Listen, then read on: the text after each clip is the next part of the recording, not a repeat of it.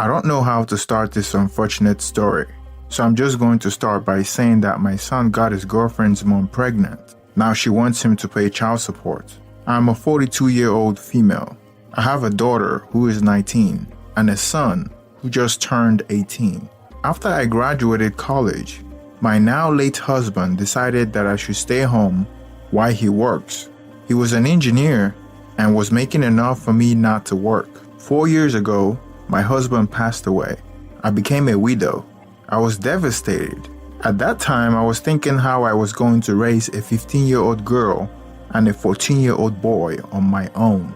I haven't worked since I graduated college, so I didn't have any marketable skills in the job market. Fortunately, I was relieved when I found out that my ex-husband had a $3 million life insurance, and he had a college trust fund for our 2 kids. And I didn't know any of this before he passed away.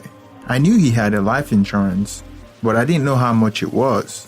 I mean, you don't think about things like that. I was thinking maybe it was about $100,000. My late husband worked in a refinery, and his job was a bit dangerous, and accidents do happen sometimes. However, he didn't die at work. He died in a car accident on his way back from a basketball game with his childhood friend named Jacob. A drunk driver T-boned their car. Fortunately, Jacob survived the accident, but he was never the same again. His left leg was badly damaged, so bad that it had to be amputated and was replaced with a prosthetic.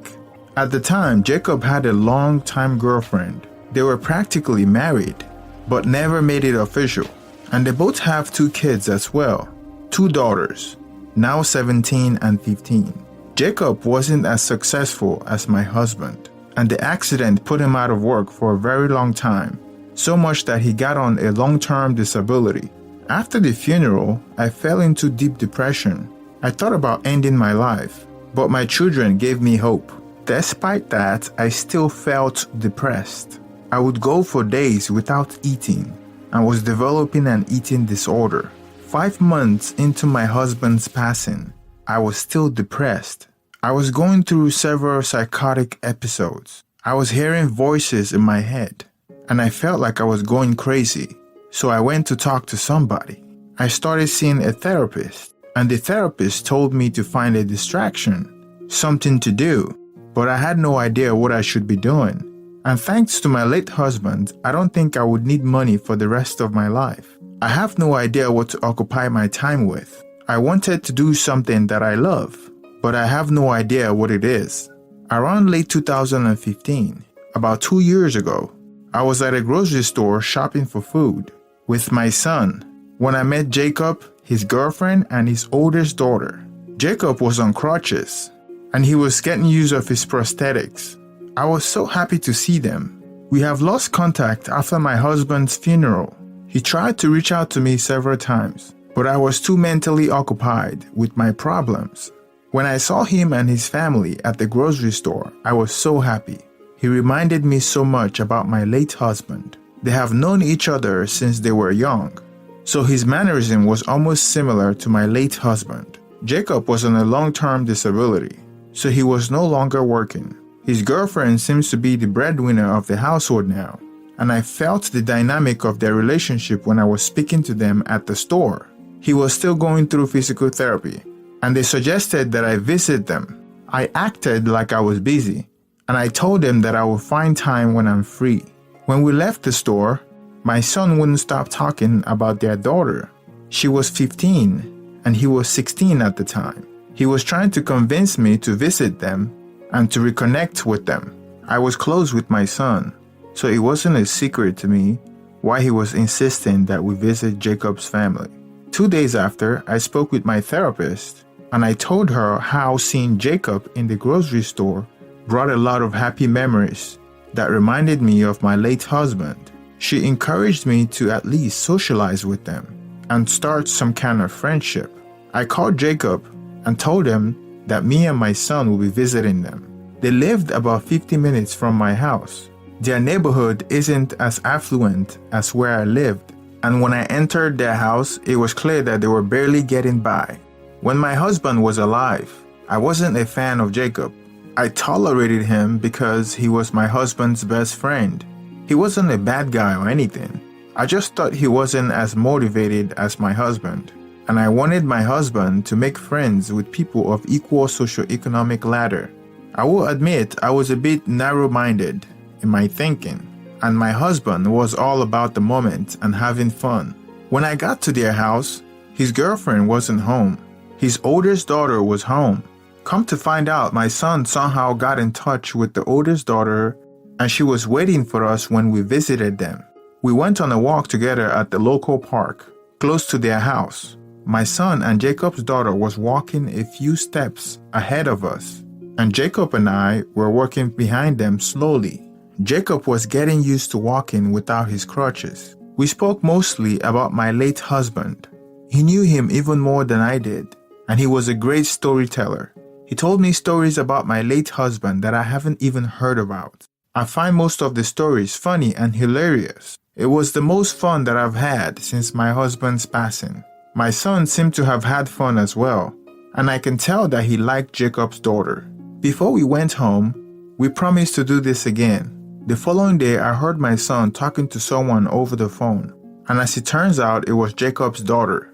So that was when I knew that they were already dating. Sometime that week, Jacob called me on the phone, and we started talking often. The next time when I went to see him, his girlfriend was at work, and his daughters were in school. We walked in the park and shared stories. We started taking a walk almost every other day. It was very therapeutic to me. We became very close and started building some sort of connection. One day after our walk, he invited me into his house when I was about to leave to watch a movie with him. We sat on the couch, watching a movie. As we were watching the movie, he gently crossed his hands around my shoulder. I encouraged him by slowly leaning towards him. I haven't felt the warmth from a man since my husband passing, and I felt like that was what I needed at that time. He then started kissing my neck and my cheeks. One thing led to another. We became intimate on the couch. After that, I left and went home. I felt guilty about the intimacy only because Jacob was in a relationship at the time. We spoke again that night, and I shared my concerns with him. He told me that he would leave his girlfriend for me, and I warned him not to. We kept talking on the phone, but I slowly tried to keep my distance because I didn't want to destroy any relationship. About a month later, my son told me that he was dating Jacob's daughter. I was fine with it, provided that it didn't hamper his education, and Jacob and his girlfriend was fine with it as well. I slowly tried to limit contact with Jacob because I didn't want to be the reason why he left his girlfriend, because he needed her more now than ever. So after that one time, it didn't happen again. January 17th, 2016, my son had a birthday. Plenty of guests were there. His girlfriend was there as well. Jacob's girlfriend and daughter was there as well. I was a bit surprised that Jacob's girlfriend was there because she was usually at work at that time. I thought it was very nice of her to take time off of work to come and visit my son at his birthday. Through watching the body language, I realized that Jacob's girlfriend is quite fond of my son. After the party, I had a chance to speak to her and Jacob. I was afraid that she would find out that I slept with Jacob, but I didn't get any feeling that she knew it happened. I was trying to distance myself from them because I didn't want things to get complicated. Although I had a feeling that Jacob's girlfriend was trying to be my friend. Around March, I noticed my son was spending a lot of time outside the house. When I asked him, he would say he was spending time with his girlfriend. I warned him about wearing protection and that we didn't want him to be a dad at his young age. 2 days after that conversation with my son, he was out late and Jacob was texting me, sending me pictures about him and his daughters on a trade fair. Since I thought my son was with his daughter, I noticed that he wasn't on the trade show with them. So I responded to Jacob asking him if my son was with them, and he said no. I texted my son and he claimed that he was with his girlfriend. I knew he was lying, and things didn't add up. I knew Jacob had no reason to lie, so I suspected my son was lying. It wasn't a big deal for him to be out that late, but I was curious about why he was lying about it. That was when I knew something wasn't right. My son continued to act unusual, and I spoke to him about it, but he kept saying that he was spending time with his girlfriend and his friends. I didn't know what to make of it, so I left it alone. About a month later, to my horror, Jacob's girlfriend found out that we were intimate that one time. Jacob called me and told me that he had a fight with his girlfriend because she found out that we were intimate. I was shocked. I couldn't believe it. I asked him how his wife found out, and he told me that she suspected it. I didn't buy it. I felt like it was his plan all along to draw us both together and rekindle our relationship. Since his girlfriend was the breadwinner, she kicked him out of the house, and he had to find a place to stay. He wanted to stay at my place, but I told him no, because I have a daughter and a son, and it would seem strange for me to be with my late husband's best friend. I gave him $5,000 to get a place and to get back to his feet. My son found out about the affair, and it was extremely embarrassing because I had to lie to my son and daughter, telling them that it was all a lie. I felt guilty about lying to them. Because of the affair, my son told me that his girlfriend broke up with him. It all turned out to be a big mess. After my son's girlfriend broke up with him, he continued to stay out late as before. I was thinking that he would be home more often now that he broke up with his girlfriend, but his social life was the same. One day I heard him talking on the phone. I figured he had gotten back with his girlfriend. When I saw his phone laying around, I opened it and looked at the pictures he had taken, and I saw some of the pictures were of Jacob's girlfriend. It was almost like she was imposing herself and interfering with her daughter and my son's relationship. A few months later, after several attempts by Jacob to get with me, I turned him down. I wanted to start dating other people, but I was waiting for my son to be old enough to go to college. After Jacob saw that I wasn't trying to get back with him, he tried to get back with his ex, but she turned him down. I felt bad for him, and over the months I provided little financial assistance to him, not because I have affection for him, but because I felt sorry for him, and he was my late husband's friend. I was the overprotective kind of mother, and I was always snooping in my son's and daughter's phone. So one day I decided to snoop again. This time I was looking over his texts. To my horror, I found out that my son was having an affair with Jacob's ex-girlfriend, even when he was in a relationship with her daughter. I was horrified by this, and I called Jacob to let him know. When my son came home, I confronted him about it, and he denied it. The following day, I went to see Jacob's ex-girlfriend. She denied it and accused me of being the harlot for sleeping with her ex-boyfriend. We got into a huge fight. When I went back home, I told my son to never go back there again. It was easy for him since he denied the affair ever took place. I wanted to call the police because a woman almost my age sleeping with someone my son's age is against the law. I thought she would be arrested by the nature of the text messages alone, but I wasn't sure. Before trying to contact the police, I spoke to Jacob about it, and he was in support of it, but then he asked me if I want to put my son through that.